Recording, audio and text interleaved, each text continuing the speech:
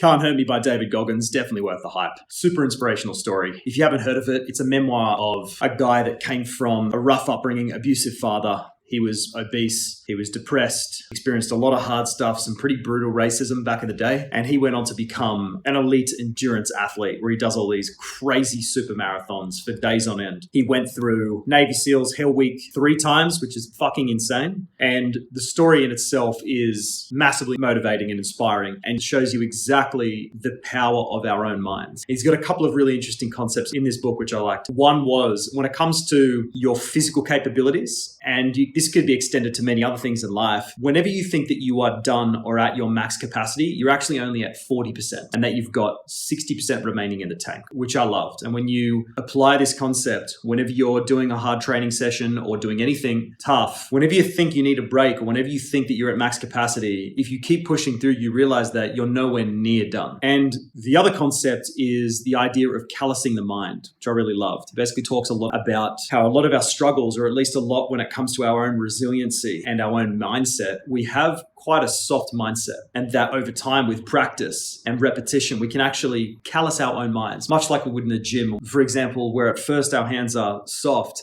over time, constant repetition and adversity and action can toughen them into becoming resilient and better equipped to be able to do that activity. And the same thing can be done with our minds. So yeah, super inspirational read. I mean, it seems like the guy is running on a lot of trauma, but it just goes to show that you can transmit or turn trauma and suffering and channel that into something positive and go on and achieve great things for yourself and live a good life.